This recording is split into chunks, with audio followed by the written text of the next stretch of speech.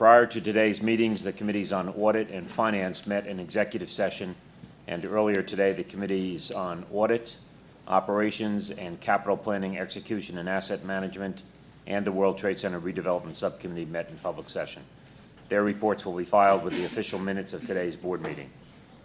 The Commissioners also met this morning in executive session to discuss matters involving ongoing negotiations or reviews of contracts or proposals, matters related to the purchase, sale, or lease of real property where disclosure would affect the value thereof, or public interest, matters in which the release of information could impair a right to receive funds from the United States or other grantor, and matters related to personnel and personnel procedures, and to discuss and act upon matters related to proposed, pending, or current litigation or judicial or administrative proceedings.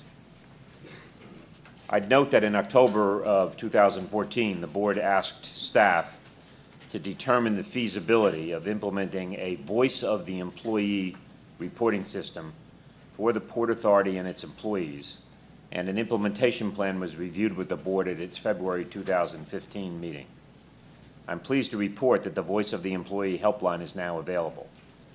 This is a process which will allow any employee of the Port Authority to report anonymously or by name any concern that that employee has with respect to either the ethics or the propriety of undertakings or conduct by other employees of the Port Authority.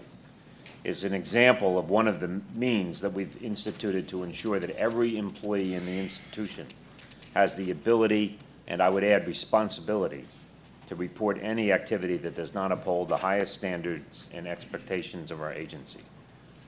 I'm now going to ask that Pat Foy, our Executive Director, provide his report. Pat?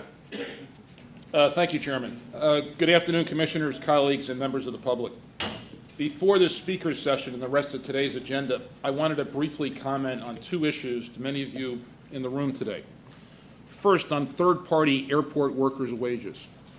Let me begin by reminding us of the path that the Port Authority has traveled, and I want to recap the progress over the last 12 months on this important issue. Last April, this board adopted a policy resolution calling for an immediate $1 per hour increase in the minimum wage for those third-party non-trade labor service contract workers making less than $9 an hour, with an increase to $10.10 per hour that took effect in February of this year.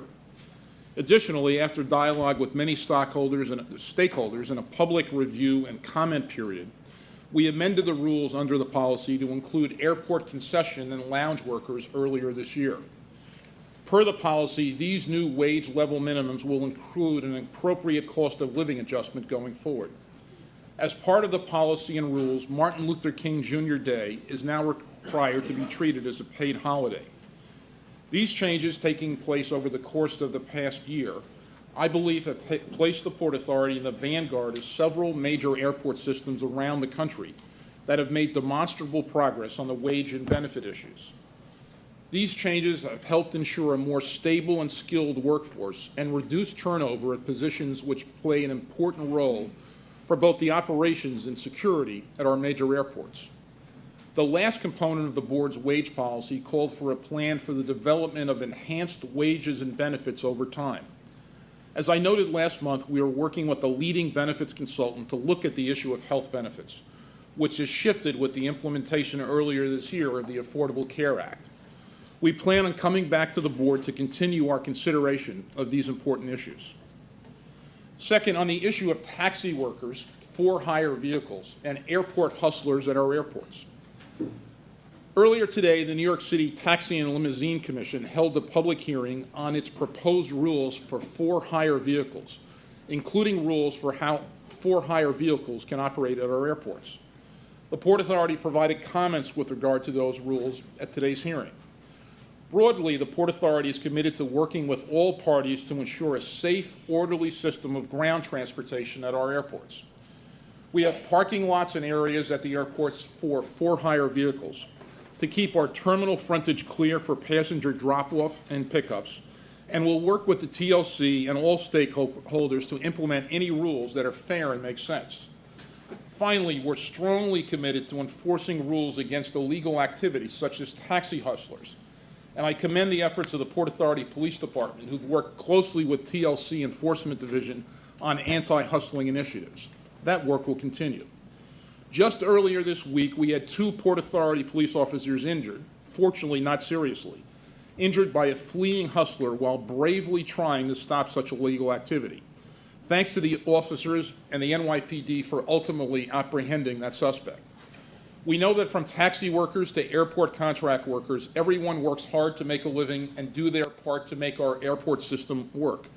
We appreciate everyone's hard work and contributions, and we will work to improve our system going forward. Thanks, Chairman. Thank you, Pat. Any comments or questions from the commissioners to Pat?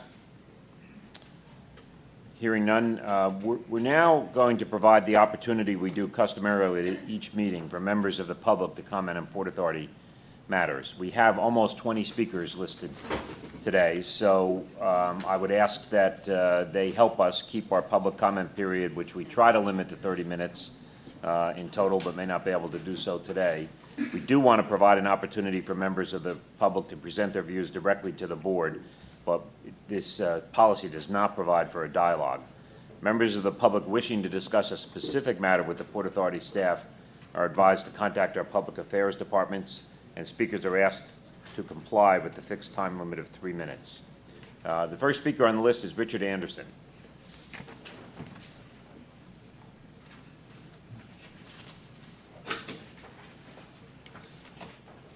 Mr. Chairman, Commissioners, I'm Richard Anderson, President, New York Building Congress. I'm here to commend you on your impending action to select the team for the Central Terminal project at LaGuardia Airport. It's vitally important to the metropolitan region, as all of you know.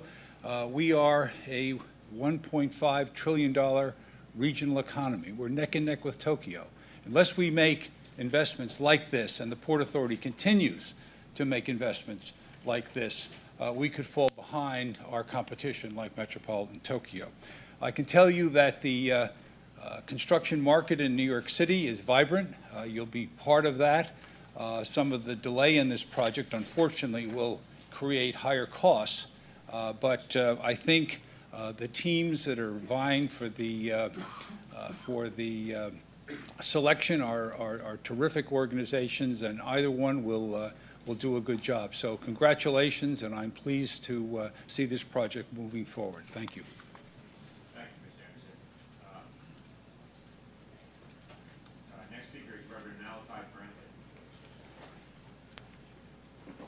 Good afternoon, Mr. Chairman and your council. I'm here representing the workers of the airports who are really earning poverty wages.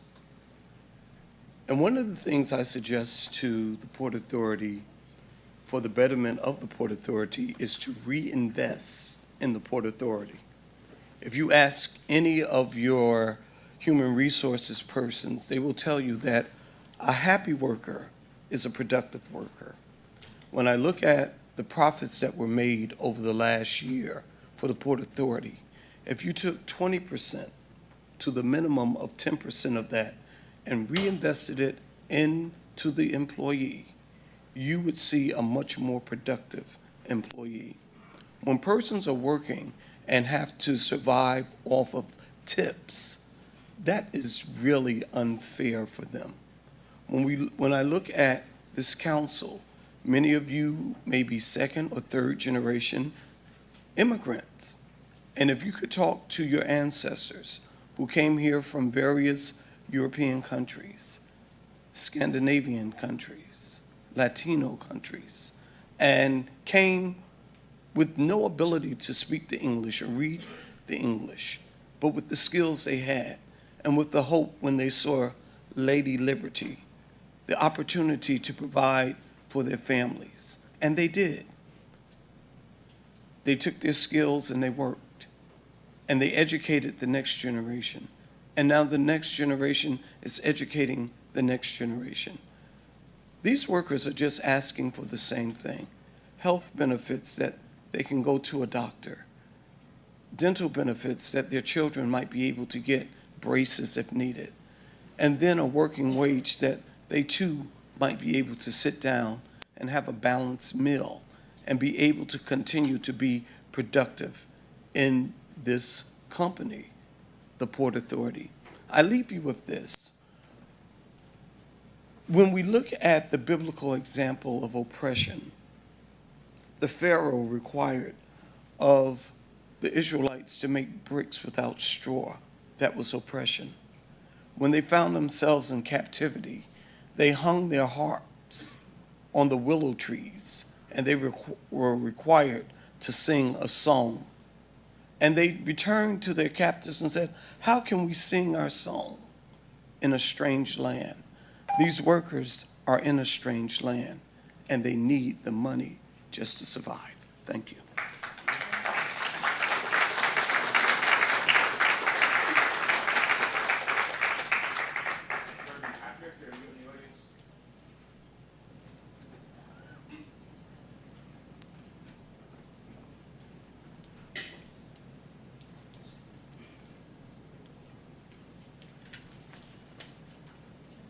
I guess not. So I think Senator Gordon has just arrived, who's a member of the New Jersey State Senate, and our customary, okay, if Reverend Patrick is here, we'll go ahead and do that first. Sorry. Buenas tardes con todos. Good afternoon, everybody. Me llamo Gertrudis Contreras. Yo trabajo para la compañía FranFly en el Aeropuerto Internacional de Newark Liberty. Hi, my name is Gertrudis Contreras. I work for Prime Flight at Newark Liberty International Airport.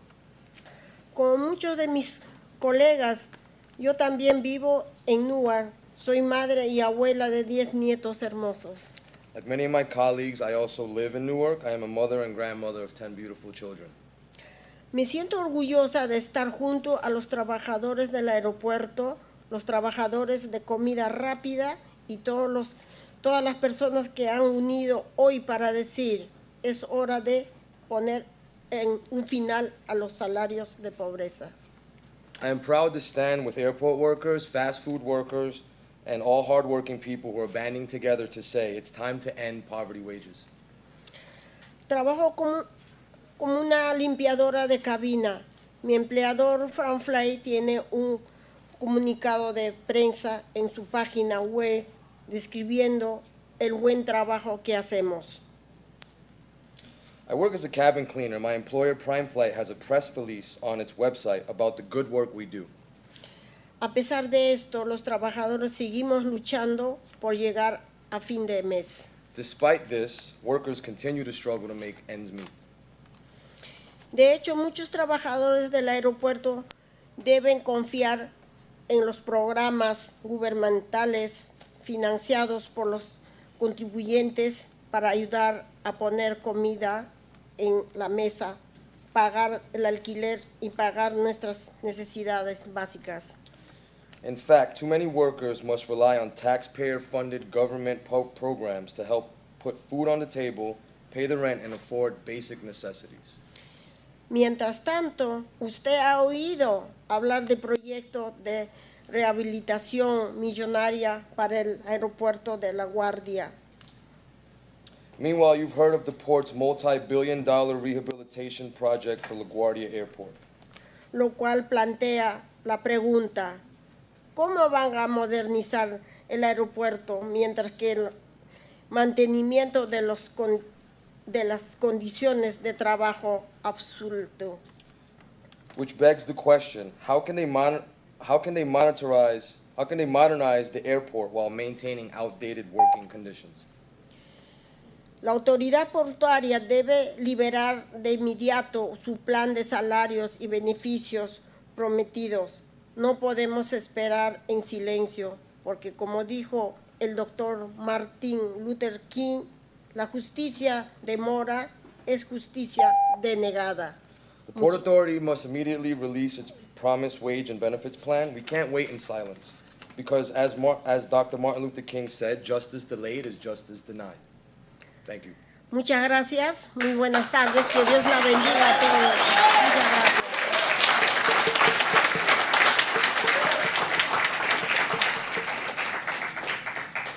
The next speaker by invitation is Senator Bob Gordon of Bergen County, New Jersey, serves in the New Jersey State Senate, As is our custom when we have public officials here, we invite them to speak to the board. And Senator, we're delighted to have you here this morning. Thank you very much, Mr. Chairman and members of the board. Ladies and gentlemen, I will be brief. As many of you may know, I was the prime sponsor of two pieces of legislation last year affecting the Port Authority. One which would subject the agency to the requirements of the New Jersey's Open Public Records Act and the Freedom of Information Law in New York. That bill was conditionally vetoed by Governor Christie and approved by Governor Cuomo. And since we are accepting the recommendations of Governor Christie, that legislation will become law.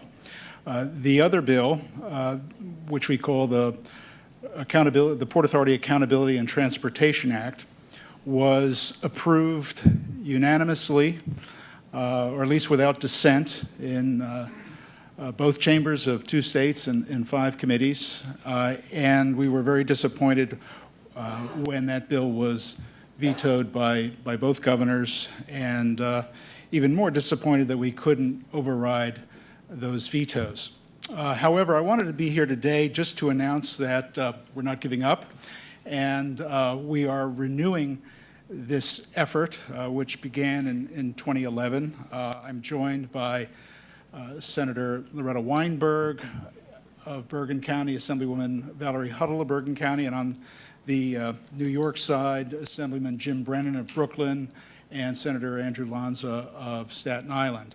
And our plan is to take the bill that was vetoed, in New Jersey it's called S-2181, and we are going to try to incorporate some of the recommendations from the special panel report, and those recommendations from the 2 governors and other stakeholders that will help us get a bill through the process, but that will also adhere to the principles that have governed this process from the very beginning, namely to improve the transparency and accountability of the Port Authority.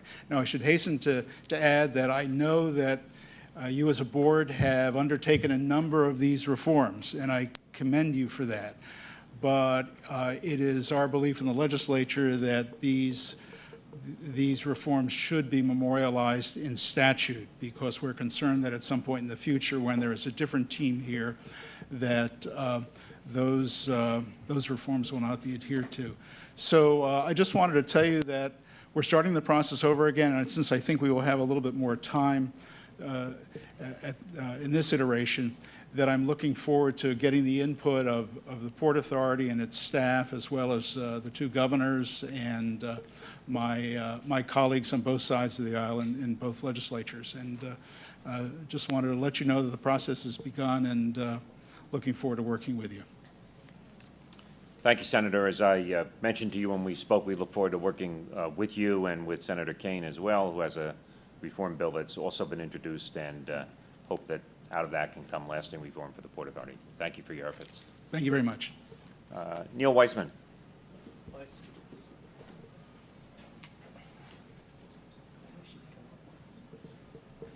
Chairman Degan, Director Foy, Commissioners, I appreciate the opportunity to speak. A bicycle is a resilient, sustainable, and cost-effective means of transport, one that deserves equal consideration with mass transit and the automobile. Earlier this month, I'm coming home from a long ride, and I pull up next to an Escalade hybrid. The driver and I exchange pleasantries and check out each other's ride. Later, I look up the specs. The Escalade weighs 6,000 pounds, has a pair of 60-kilowatt electric motors in addition to a 332-horsepower V8, gets 20-something miles to the gallon on the highway. My bike and I weigh 185. I generate 0.02 horsepower while burning 32 calories per hour, or 912 gallons to the miles to the gallon. Besides its size, what struck me was the owner's decision to option it as a hybrid. A 3-ton hybrid seems like a conflicted choice. Perhaps he'd waited on gas lines after Sandy and wanted a plan B.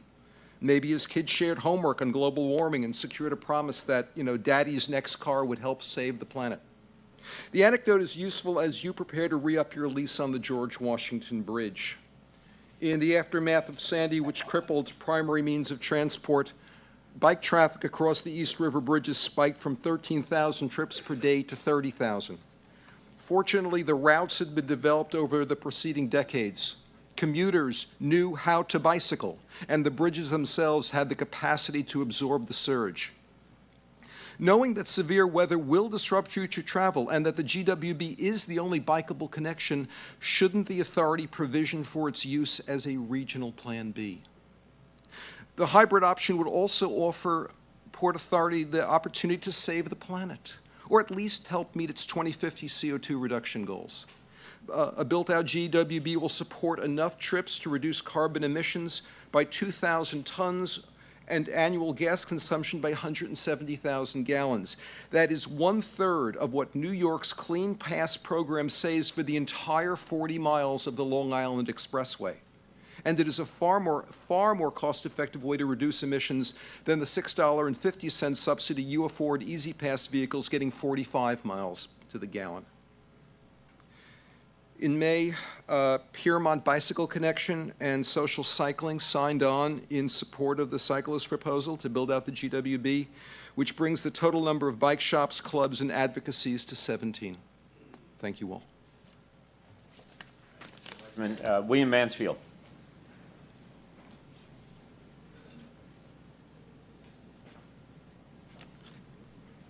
Good afternoon, Commissioners. My name is William Mansfield. I'm married with 2 children, and I live in New York City, and I'm also a member of the New York Cycle Club. I'm here today to speak in support of the cyclist proposal for widening the bicycle and pedestrian pathways across the George Washington Bridge.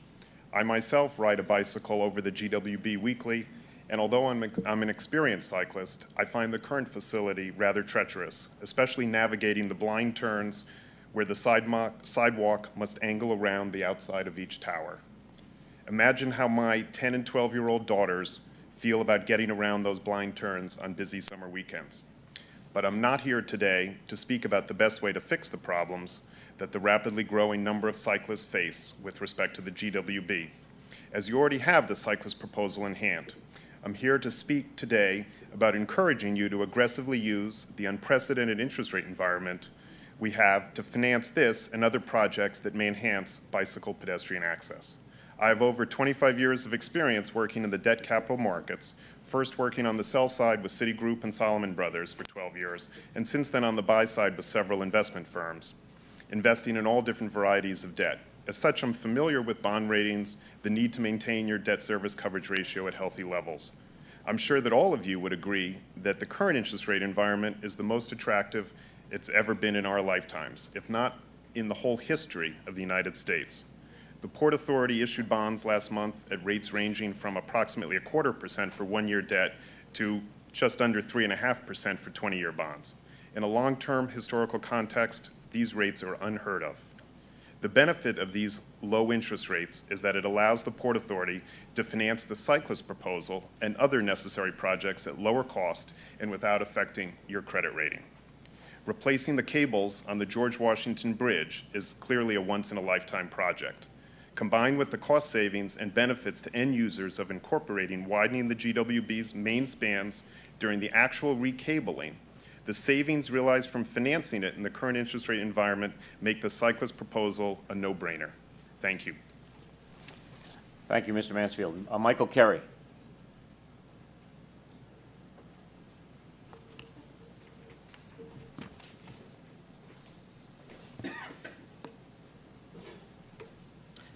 Thank you, ladies and gentlemen. You've heard our story, and all of the stories from the airport are unique, but they are similar. As the Reverend Malachi said, a happy worker is a better worker. And we thank you again for giving us that $10 raise in February. But how pragmatic can it be if you are going to allocate $3.6 billion to improve the infrastructure of the airport? And we are glad for that too, because we definitely do not want the Vice President to say we're a third world airport again. But how pragmatic can that be if you're going to improve the infrastructure, yet the engine that run it, the security officers, the baggage handlers, the wheelchair handlers, et cetera, are stagnant? Again, we'd like to implore you to expedite your proposal that was promised us about 9 months ago for the improvement of our wages and benefits. Thank you very much.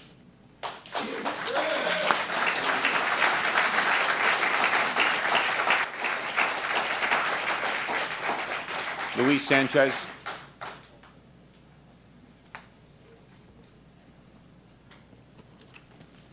Thank you.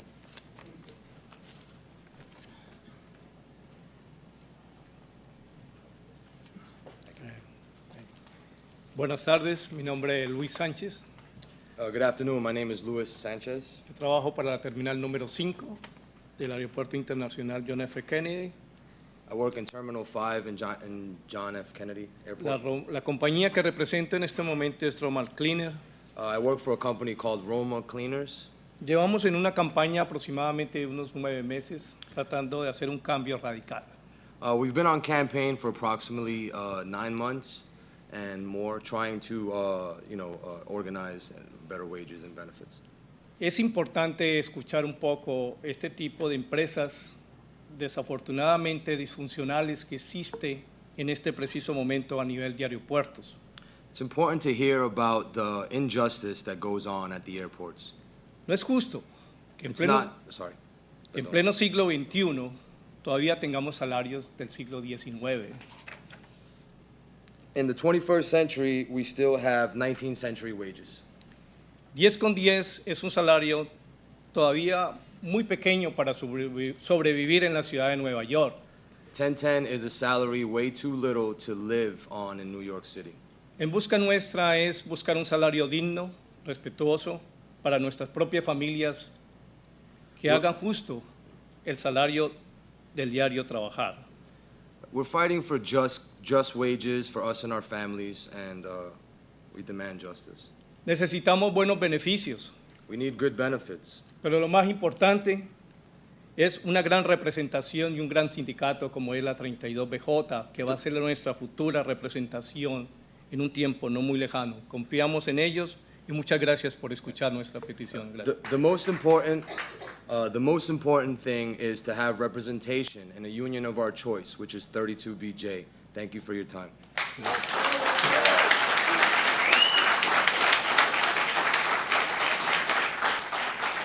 Gertrude Lopez. Gertrude Lopez here. Move on to Daquan Allen.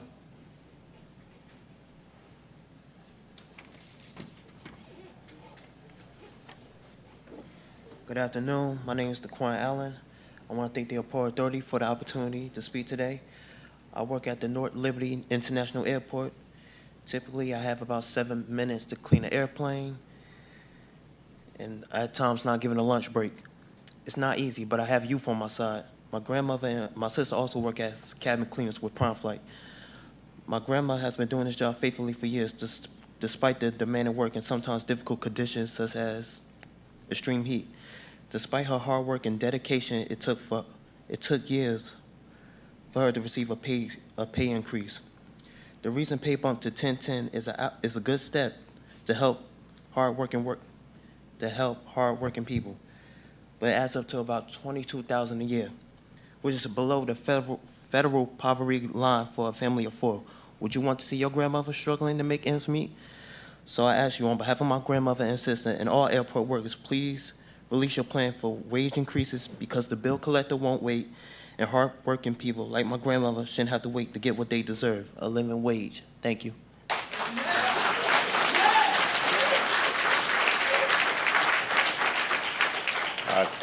Kala Savi.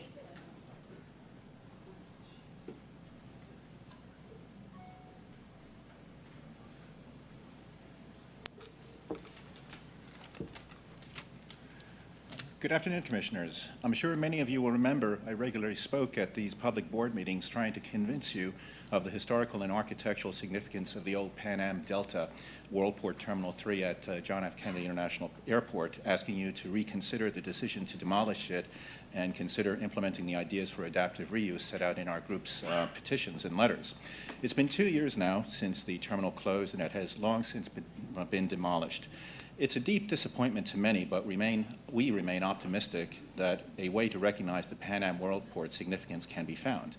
To that end, I am here to remind you of a commitment jointly made by the Delta Airlines and Port Authority in a worldwide press release from June 26, 2013, which reads, and I quote, "Recognizing the former Pan Am Worldport's place in JFK International Airport's aviation history, Delta Airlines and the Port Authority of New York and New Jersey will partner to create a suitable tribute to the Worldport during the redevelopment of the Terminal 3 site. While the building did not receive recognition by the state's Historic Preservation Office, Delta and the Port Authority are committed to creating an appropriate tribute and will work with the preservation community to ensure the Worldport is properly remembered. Over the past several months, a number of emails and stamped letters have been sent to Delta and the Port Authority asking what has been or is under consideration. Our approach in these letters was conciliatory and by no means negative. So it somewhat surprises and saddens us the response is nothing, not even acknowledgement of having received communication. Which brings me to why I'm here today. Frankly, having a glass showcase with miniature models of the Worldport is not what we call a proper tribute. We have something more ambitious in mind. For more than 30 years, a 220-foot screen of the 12 signs of the zodiac, the size of 3/4 of a football field, the world's largest sculpture by Milton Hebald, adorned the entrance to the Worldport. It was removed in 1991 following the end of Pan Am and has been in a Port Authority hangar at JFK Airport ever since.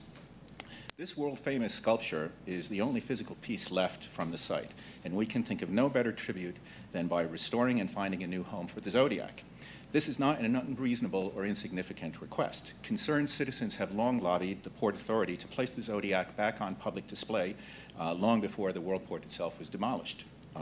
Several potential new locations have been identified, but there has been no established project to make this happen. Estimates to repair relocate the Zodiac are as high as $1 to $2 million.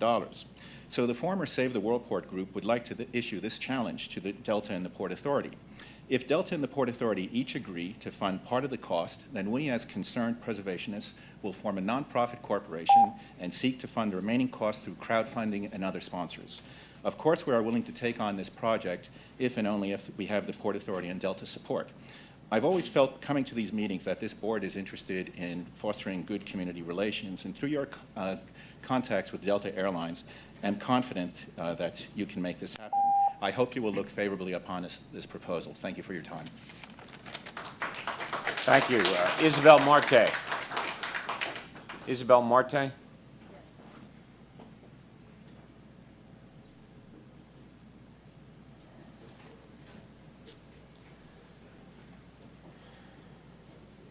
Good afternoon. Buenas tardes. Buenas tardes. Buenas tardes. Good afternoon. Okay. Mi nombre es Isabel Marte. Trabajo. Sorry. Go ahead. Isabel Marte. Tengo 11 años trabajando en el aeropuerto La Guardia. Trabajo para Aviation Safeguard. My name is Isabel Marte. I've worked at LaGuardia Airport for 11 years for the company Aviation Safeguard. Vivo en un sueldo, prácticamente un sueldo de pobreza, porque pagando $1,000 y pico de dólares al mes por una renta, no me alcanza ni para pagar casi la luz, el gas y el teléfono. I live currently in poverty wages. I pay $1,200 in rent, and ends meet. We never make enough to, pay the bills, and always wondering when. Okay. Muchas veces tengo que ir a tiendas de segunda mano para poder comprar algo porque no me alcanza ni mucho menos para el MetroCard. Many times I have to go to hand-me-down stores and thrift shops in order to buy clothes because a lot of times I don't even have enough for a MetroCard. Y mucho menos la comida se ha puesto un poquito porque ya no tengo food stamp y para el Medicaid tengo que probarle a ellos que cómo yo puedo pagar la renta y cómo puedo comprar la comida y todo eso. I no longer receive public assistance in terms of food stamps, and I have to prove to the government agencies about why I deserve Medicaid and why I have to prove to them that I'm eligible for it. Mucho menos para pasear ni nada de eso. Oh, in terms of having a good time and traveling, that's just not it's not feasible at all. Yo agradezco mucho el 10 con 10, pero todavía no es casi lo mismo. No ha sido de mucho efecto lo que. We're very grateful for the 10-10 that the Port Authority minimum wage increase, but it's just not enough to live in New York City. Thank you. Gracias.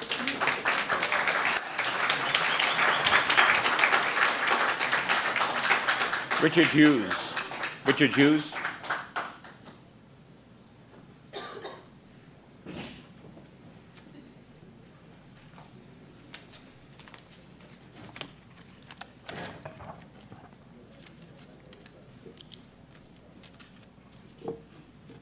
Richard Hughes, the Twin Towers Alliance. Good afternoon, Commissioners. At last month's meeting, I called for the resignation of all commissioners on this board who were not recently appointed. Most of you have been sitting on this board for a long time, some for a very long time.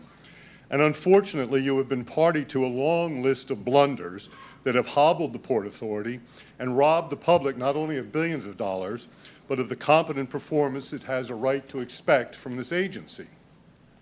I do not call for your resignations because I dislike you, far from it. There is not a single member of this board I dislike. You're not even Mr. Merdler, who never listens to a single word I say or to what anybody else says for that matter. It's his prerogative not to listen, even though he has missed out on a great deal of wisdom and good advice by doing so. I call for the majority of you to resign because something has to change. You can't continue with the same old, same old. And yet neither governor seems to get this.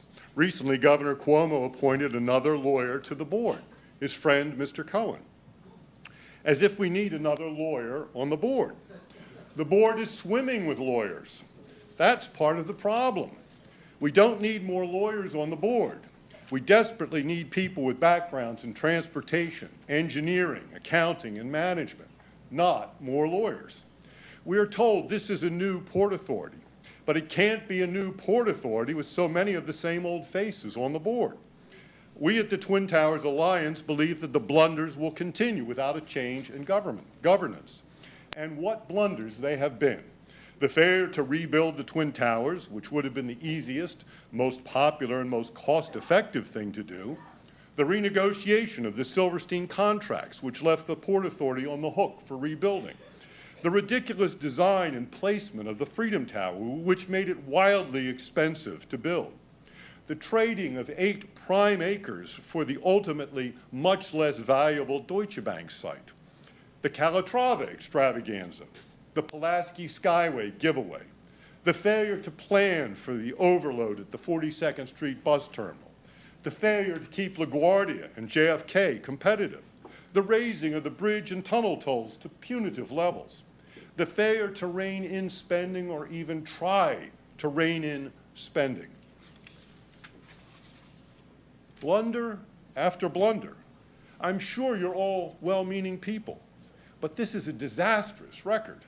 Contrary to what we are told, this is not a new Port Authority. It is the same old Port Authority.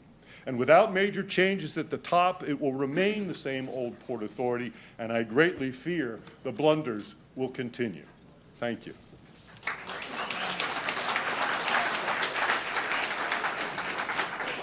Bhairavi Desai.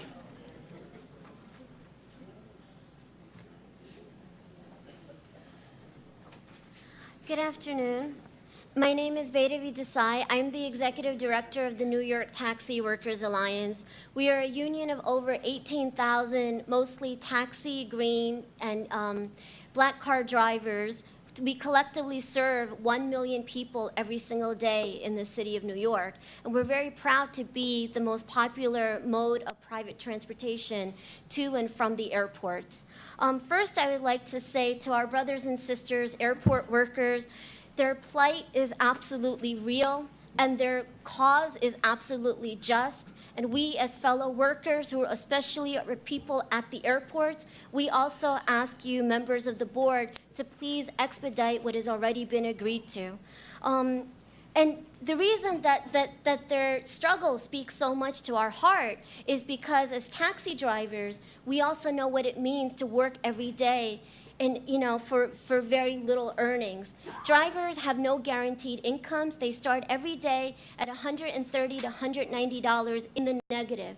You have to earn back that much money before you take $1 home to yourself and your family. So imagine when you're at the airport and the streets are clogged, the traffic is just stopped because there's an overflow of vehicles with the constant hustling. You cannot move around. That means that if you're out there for 2 hours and you've gotten a fare for anywhere from $20 to maximum $60, you're likely going to pay for your expenses out of your own pocket at the end of that shift. People who are the primary source of transportation to and from the airports deserve better than that. Recently, at LaGuardia Airport, the short haul system, which means that if you get a local trip outside of Manhattan from the airport, you're able to return within 90 minutes, and you don't have to wait in line. You go through a faster line. Recently, Gateway, which is a private company that dispatches at the airport, they randomly stopped that practice. And night drivers, imagine in the nighttime at 9 o'clock, 10 o'clock, 11, 12, you're at the airport instead of being in Manhattan. You're trying to serve people at the airport who are actually more desperate for transportation at that hour.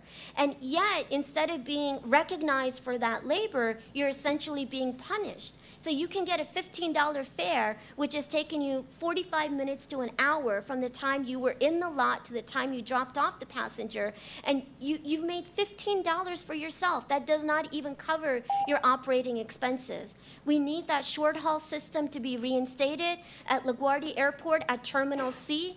We need the private plates to be removed. We understand there's construction going on, but if there's room available for the private plates and the black cars, then why aren't the taxis where it's called a taxi stand, why have we been moved away from there? We ask you to please take this issue seriously and look at it with urgency. Thank you.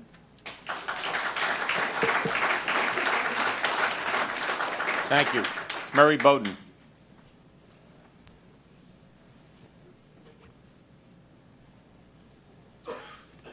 I'm a little sad because I came from a memorial service this morning for my friend of 50 years. We started together in Yonkers, the Yonkers Junior Chamber of Commerce, about 24 of us, and there's only 3 or 4 of us left. Kind of shook me up a lot. Richard, this board up here, I know Pat, I've worked with him for a while, I have great confidence in him. I know more about Ken Lippert than he wants me to know. Pat I met in Cuba.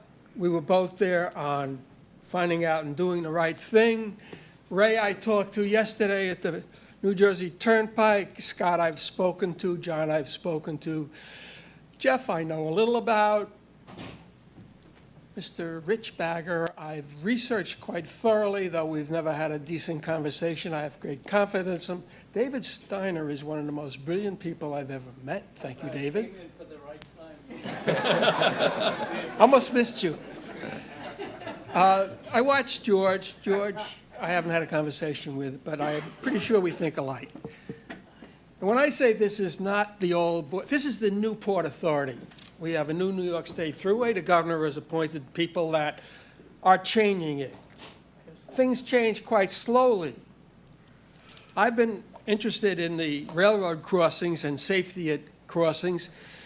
I finally got to the Federal Railroad Administration, and I asked them about why the train horns are blowing on 125th Street, and they said, it's because Metro-North wants to blow them on 125th. There is no federal regulation that says you have to.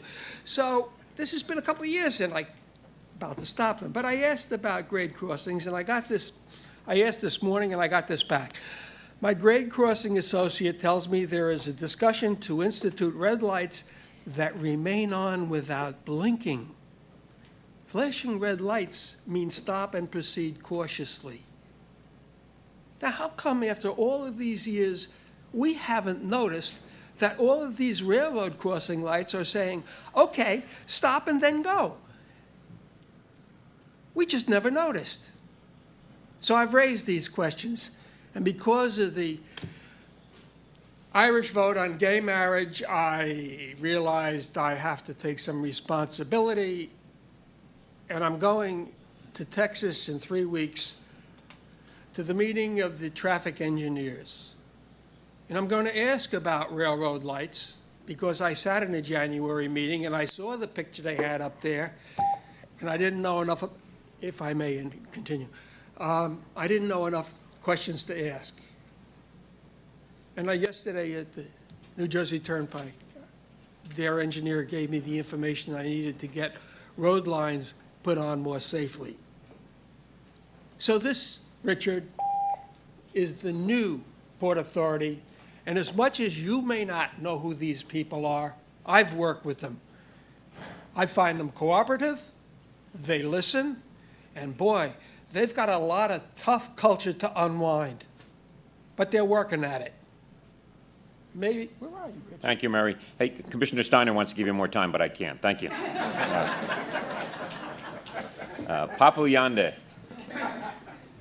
Give them the $10.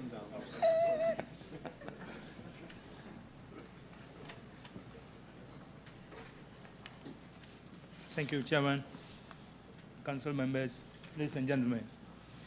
My name is Papu Nyandi. I've worked for Aviation Safeguard for 2 years.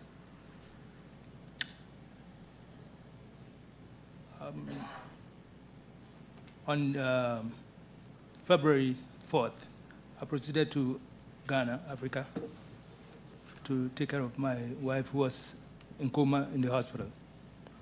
And on my return on the 13th of April, I was told I no longer had a job. And since 13th February, till today that I'm speaking here, I've not sent a dime to the sick lady I left behind, leaving her with 3 kids who are to depend on her for their livelihood. We all know the situation in New York when we talk about rent and payment of bills.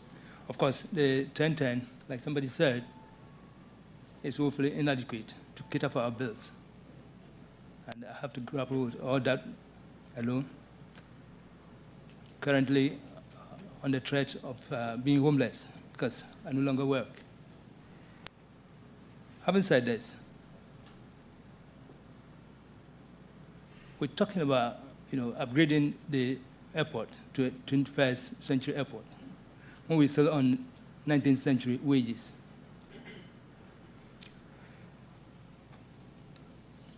The 1010, $10.10, is actually not enough. And these arbitrary dismissals are coming our way. I think the problem we're facing here is the fact that we don't have a union. Mr. Chairman, I think, in my view, if my candid opinion is sought, I would suggest we have a representation on 32BJ, which would be our union. They've done a lot for us. We need the benefits. We really need a union. And we need all these things as soon as possible. Thank you.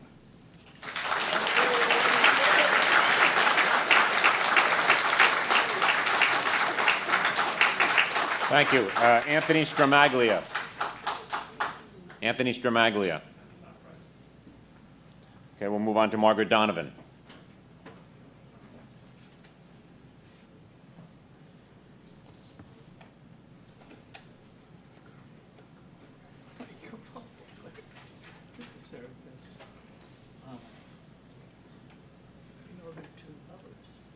Margaret, you're on, or you'll forfeit.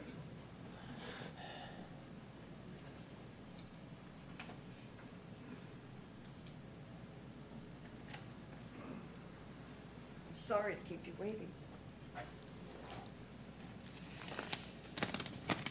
Good afternoon, Commissioners. I was sorry to have missed the last 2 meetings, but after almost 5 years that we at the Twin Towers Alliance have been addressing the Port Authority Board, it was a nice break. You probably agree. A lot has changed in those 5 years on the surface, but the fundamental problem still exists: secrecy. Maybe that's one reason why the governors keep appointing lawyers.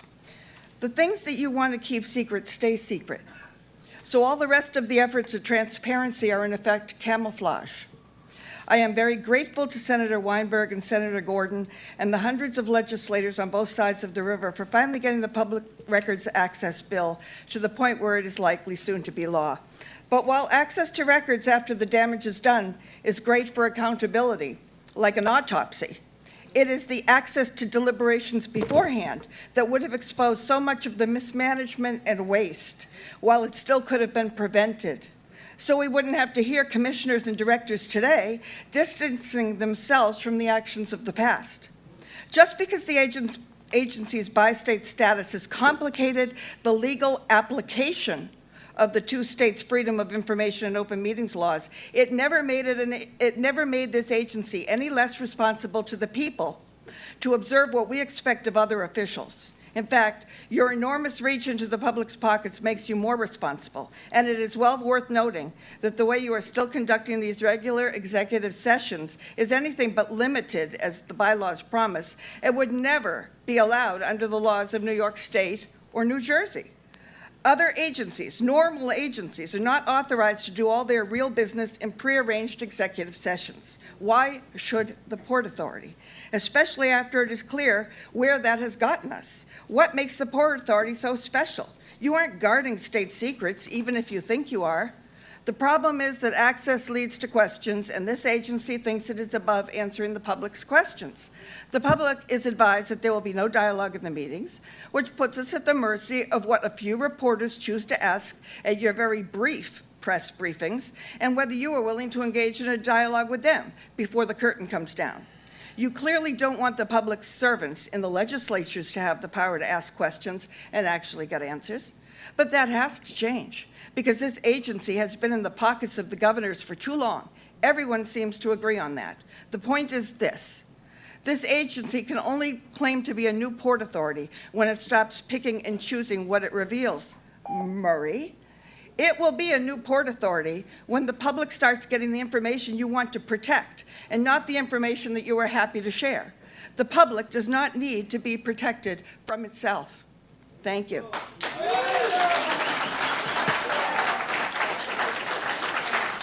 Nicole Hent. Nicole Hent.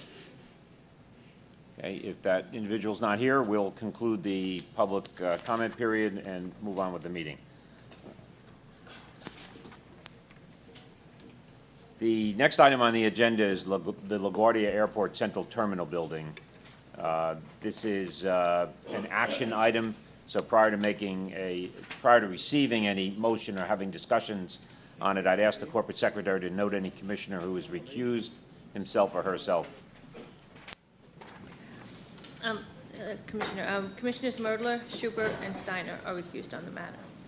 Commissioners Murdler, Steiner, and Schubert. Schubert, yes. Okay, thank you. Mr. Chairman, may we stay and listen? Of course, of course. Tom Bosco, who's doing the presentation? I'm going to start it off. Pat, thank you. Commissioners, members of the public, earlier this year, Governor Cuomo made it clear that in light of the importance of New York's airports as gateways to the region and job creators, he wanted 21st century airports, and that the current state of LaGuardia and JFK was not acceptable to New Yorkers. In particular, LaGuardia has suffered from chronic underinvestment and a piecemeal approach for far too long. In January of this year, the governor created a 7-member panel chaired by Dan Tishman to advise the governor and the Port Authority on the modernization of LaGuardia and JFK. The panel was established to develop recommendations for master plans for each airport in order to create a comprehensive integrated approach for the airports. Last month, the advisory panel strongly recommended first that the redevelopment of LaGuardia move forward under a comprehensive master plan, and that the ongoing CTB procurement proceed and incorporate the recommendations of the panel.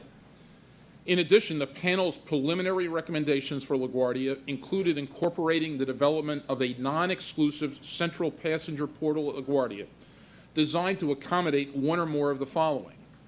First, an air train station. Second, people mover. Third, conference and meeting room capacity. Retail and food and beverage space, and a hotel. Each of the foregoing would, of course, require separate board approvals consistent with the Port Authority capital plan. One critical component of a new LaGuardia is replacing and demolishing the existing Central Terminal building, which opened to the public in 1964.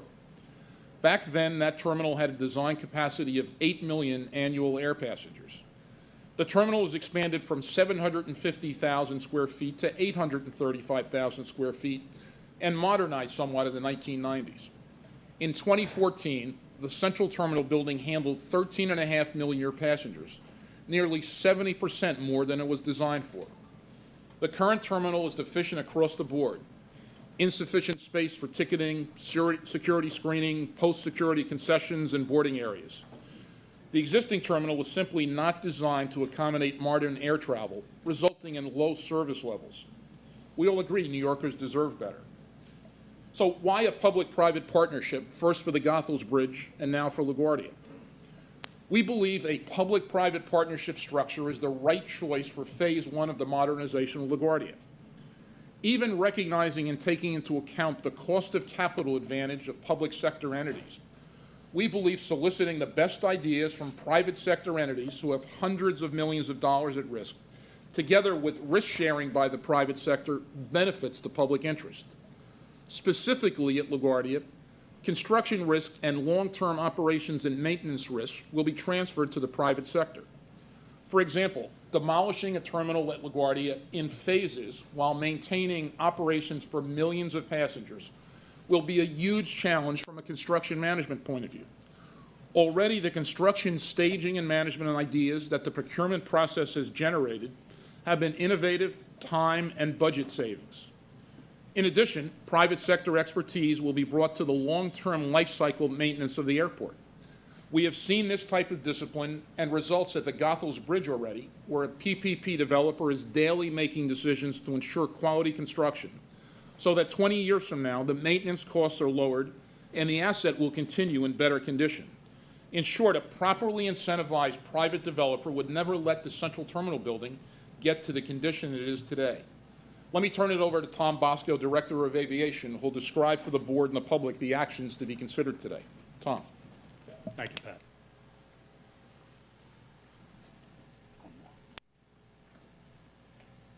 Commissioners, today I ask you to authorize the Executive Director to enter into negotiations with the preferred proposer on the terms of a draft final agreement to demolish the existing Central Terminal building and to design, build, operate, finance, and maintain the new Terminal B at LaGuardia Airport. Negotiations will include terms for a new central entry portal for passengers at a net cost not to exceed $400 million. At the end of this year, we intend to come back to you, the board, with a final agreement seeking full program authorization consistent with the Port Authority's capital planning process. Finally, I ask you to authorize up to $7 million in design and bid fees, $2 million each to the two firms that submitted fully compliant proposals but were not selected, and $3 million to be paid to the preferred proposer only under certain limited conditions, such as the Port Authority canceling the procurement. You heard Pat extol the benefits of the public-private partnership. In this case, our private sector partner will be faced with multiple and significant challenges. The new Terminal B operator will have to negotiate leases with 8 different airlines, each with their own unique set of needs and priorities. The developer will also have to ensure that our customers using Terminals A, C, and D are not unduly impacted by construction staging, whether airside or landside. Finally, the developer will have to simultaneously demolish existing structures while building the new Terminal B in a very constrained and congested site, all the while continuing to operate 35 aircraft gates and maintaining safety, security, and acceptable level of customer service with minimal impact to neighboring residents and businesses. At this point, I will turn the presentation over to the LaGuardia Redevelopment Program Manager, Angel Martinez, to brief you on the proposal evaluation and selection process.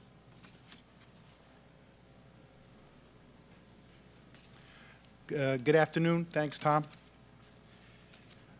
Commissioners, the LaGuardia Terminal B replacement RFP was released to pre-qualified proposals in August 2013.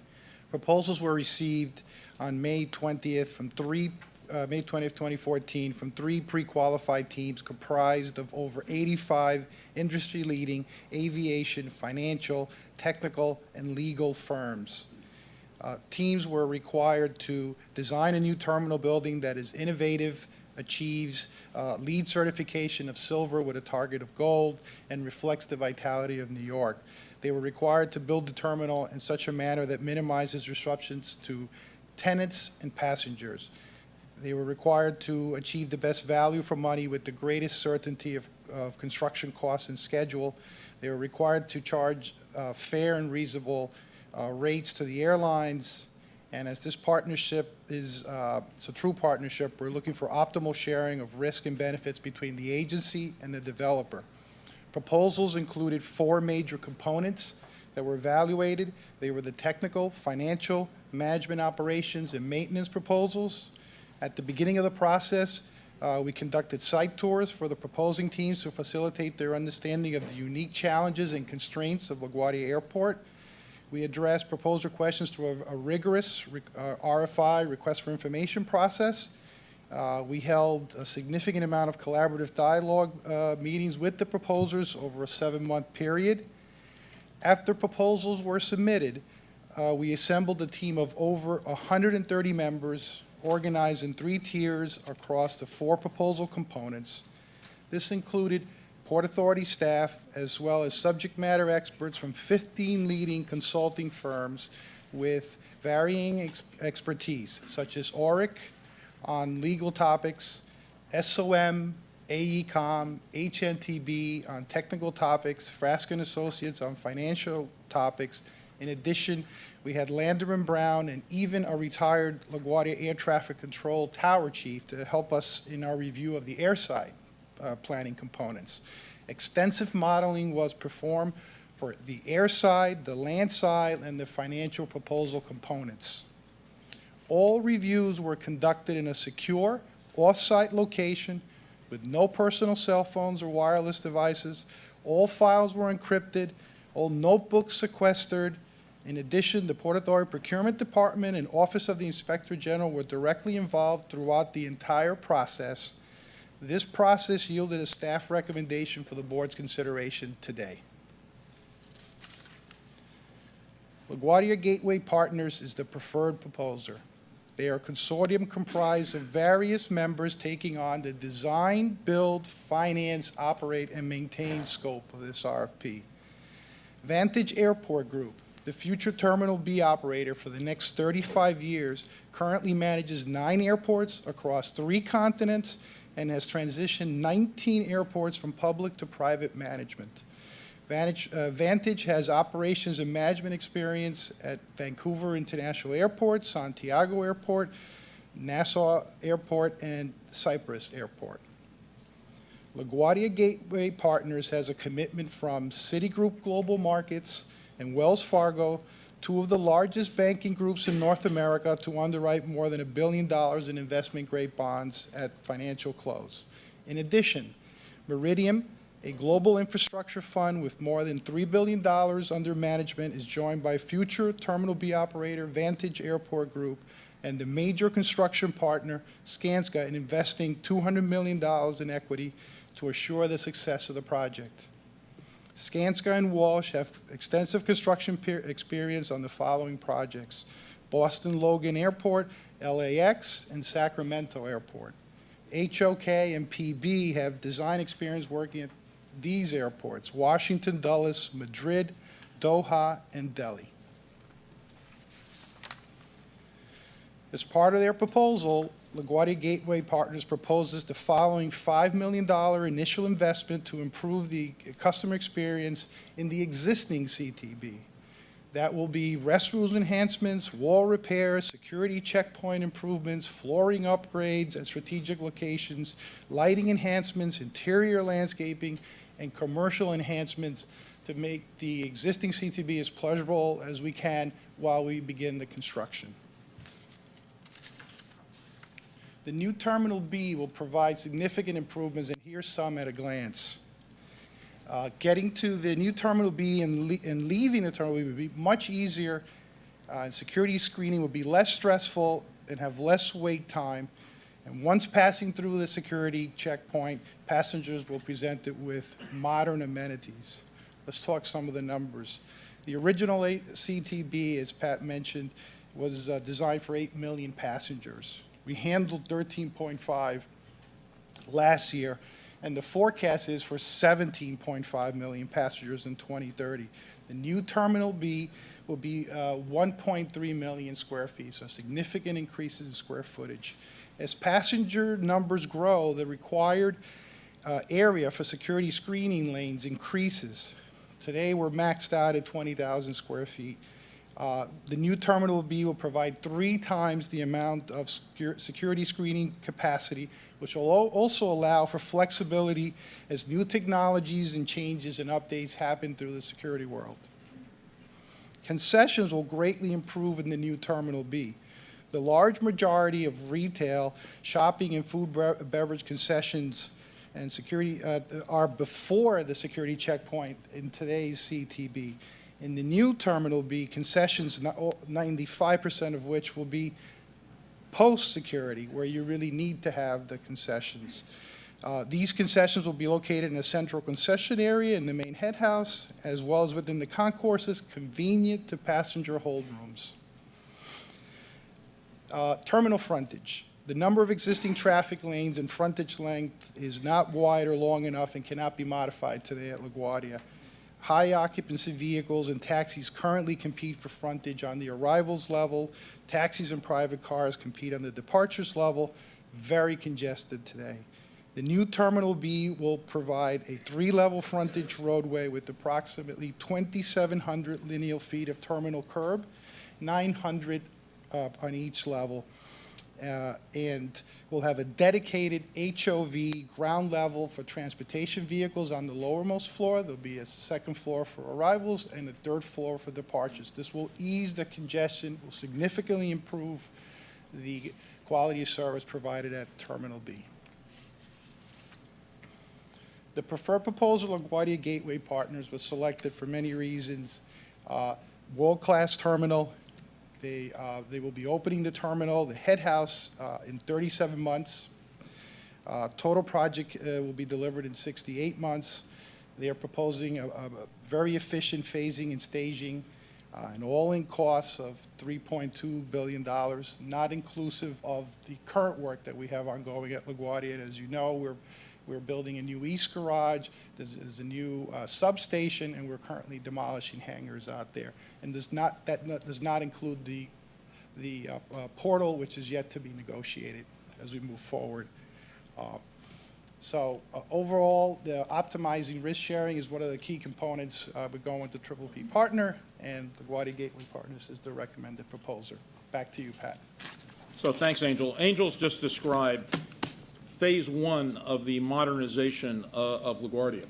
Let me talk briefly about the central entry terminal, which is another major part of the modernization of LaGuardia. As I mentioned, the Governor Cuomo created the advisory panel in January, chaired by Dan Tishman, which I'll note has made a huge contribution already to the modernization of LaGuardia, and we expect will do so going forward with respect to both LaGuardia and JFK. The central entry terminal, which is limited to an amount not to exceed $400 million, has the following features. First, the Tishman panel has recommended a unifying architectural experience across the entire airport. Beyond that, for the first time, the central entry terminal will link Terminal B, which is where the new Phase 1 of the modernization of LaGuardia will be sited, with Terminal C, which is one of the terminals at LaGuardia that Delta operates. The central entry terminal will contain amenities and retail for both entering and transiting passengers, and will be approved subject to future Port Authority board approval consistent with the Port Authority capital plan.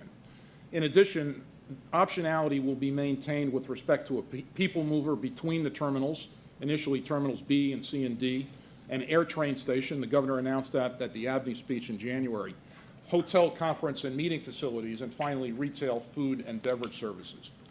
Lastly, next steps. Let's take a quick look at the timeline going forward. First, we're going to have a first meeting with the preferred proposer tomorrow morning. All the airlines at LaGuardia, both in the current Central Terminal building and Delta, which operates at Terminal C and D in the Marine Air Terminal, will be briefed. The remainder of the second quarter will include negotiating with the preferred proposer. In addition, as we have said, continued progress on the new LaGuardia will require additional board approvals beginning next month, when we intend to come back to the board seeking authorization of early infrastructure work at LaGuardia by both the preferred proposer and the Port Authority. In the third quarter, the Governor's Advisory Panel, chaired by Dan Tishman, will issue its final recommendations at LaGuardia, and the preferred proposer will commence negotiations with the airlines currently at the Central Terminal building. We'll also consult with federal and state partners with respect to the specifics of new Terminal B. When we received the finding of no significant impact from the FAA, we committed to the FAA when we had specifics and a preferred proposer identified, we would come back to the FAA to brief them. We're going to make good on that commitment. Assuming the early work is approved by the board in June, early work design and site investigation will commence. To sum up, in the fourth quarter, we expect the board would be asked to consider project agreements. An additional $40 million of additional letter of credit support would be posted, making a total of $60 million. And we hope to be coming back to the board with respect to broader authorizations for the program, both the Central Terminal Building Project and the Central Entry Portal, as well as hope to achieve lease commercial close in the fourth quarter. Goal is in the first quarter of 2016 to achieve lease financial close, lease commencement, and at that time, Terminal B construction commencing. Thank you, Chairman. Thanks, Pat. A couple of comments from me, and then I'll open it to the board. First of all, I want to commend the Angel and his team and the procurement staff for an extraordinary effort over a period of almost 2 years in conducting one of the most complex and difficult procurement processes that, in my experience, I've ever been associated with, notwithstanding long involvement in New Jersey on those kinds of issues. It was well done and done with integrity and diligence and extreme talent. Secondly, I'd like to welcome the involvement of Governor Cuomo and the advisory panel. They've enhanced our thinking about LaGuardia Airport and have challenged us to think more broadly and over a longer term about the need for this airport, JFK, and I would add Newark, where once the terminal at LaGuardia is underway, Terminal A at Newark becomes the next most compelling need for total renovation in the airport system of the Port Authority, and we will be addressing that. Clearly, since the World Trade Center is nearing completion, and it has over the last 8 to 10 years consumed a disproportionate amount of the treasure and talent of the Port Authority, as the special panel report recognized in December, it's time for the Port Authority to return to its mission of transportation infrastructure, and particularly to making investments in our airports and our ports and our bus terminal. What we have authorized today is essentially the designation of a preferred proposer under the procurement process that the Port Authority initiated in 2013, and authority to the staff, led by Pat, to negotiate with the preferred proposer and to explore the further addition through a limited change order of a central entry portal at LaGuardia Airport, which is a provocative idea and needs to be thoroughly vetted with all of the stakeholders in that process.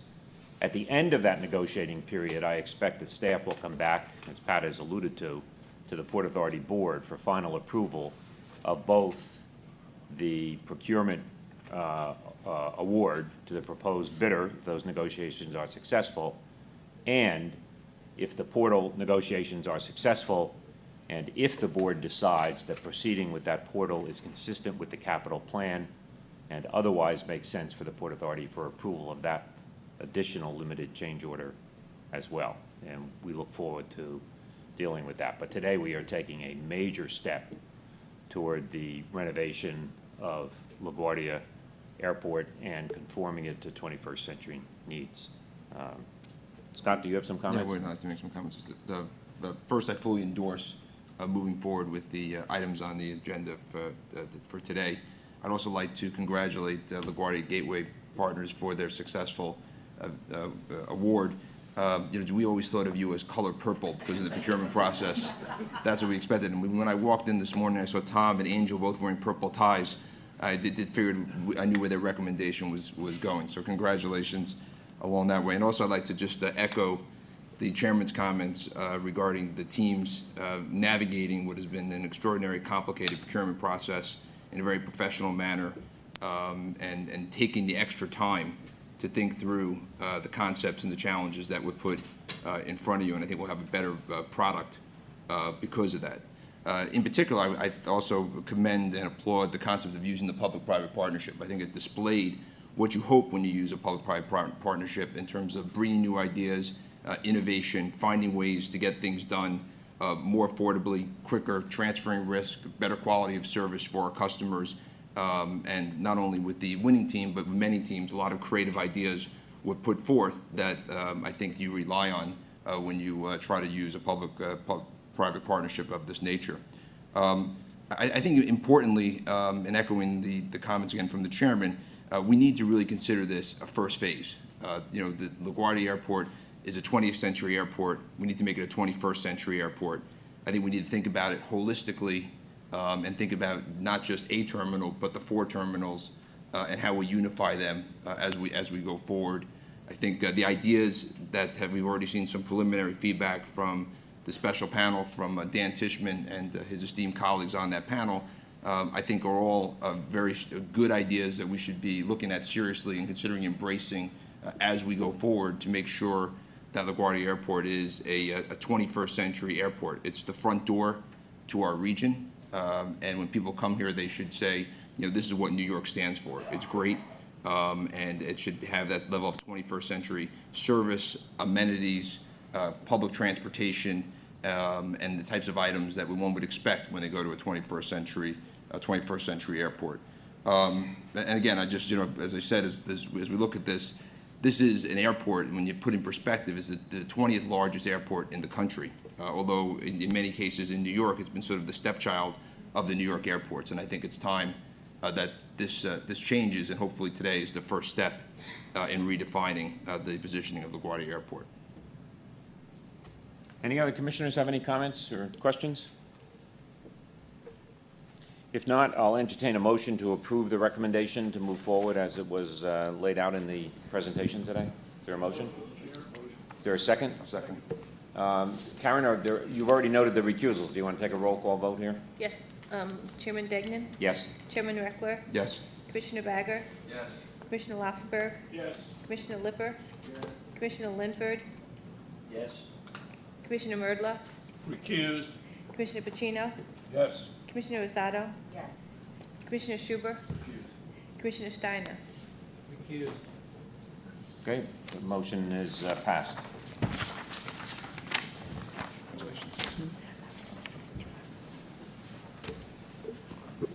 We have several other items on today's agenda for which the respective committee chairs will be asked to provide a brief report prior to the matter being considered by the board.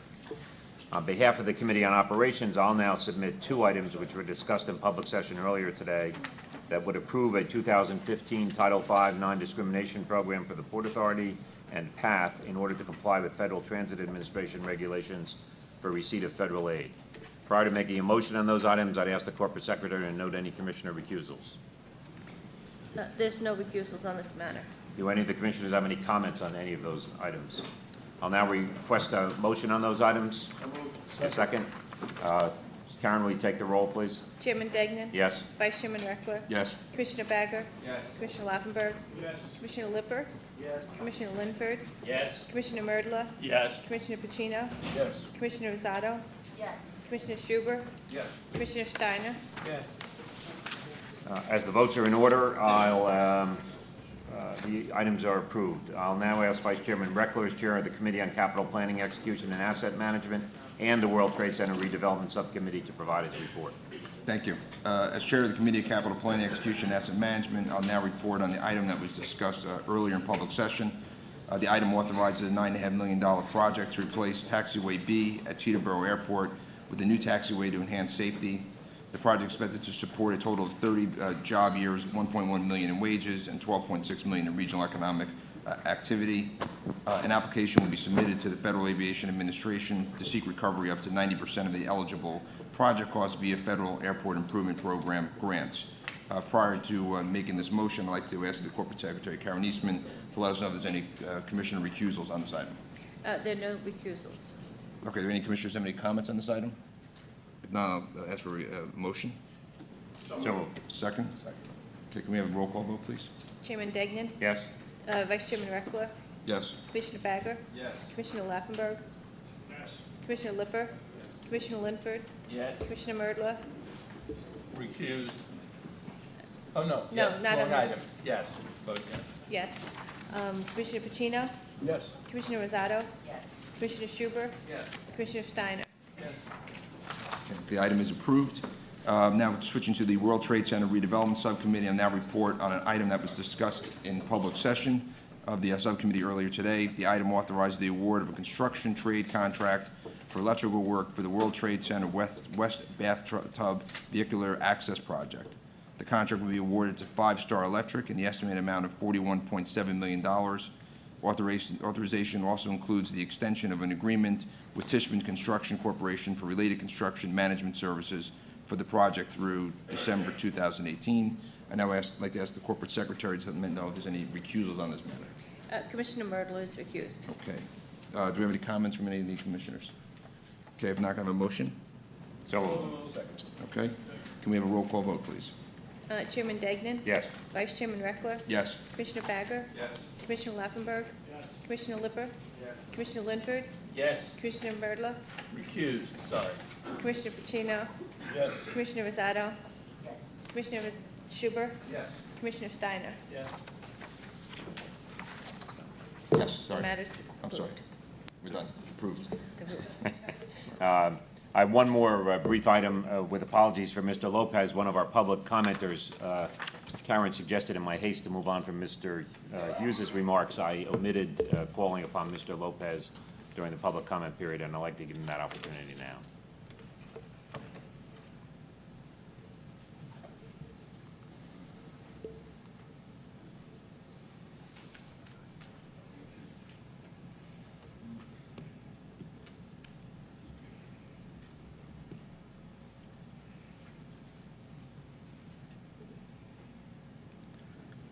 Hello, my name is Eduardo Lopez, and I work for the company Sky Chef at JFK.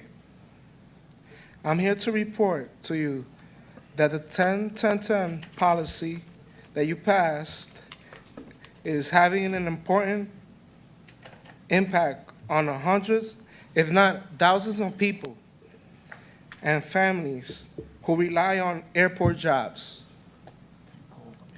Now that we need to expand the policy to airline catering workers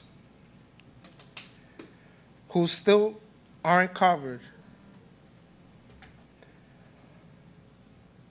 We also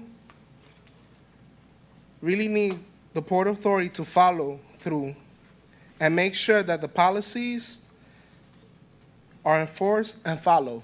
Thank you. Thank you, Mr. Lopez. There being no further business, I move to adjourn the meeting. Second. All those in favor, please say aye. Aye. Meeting's now adjourned. Thank you.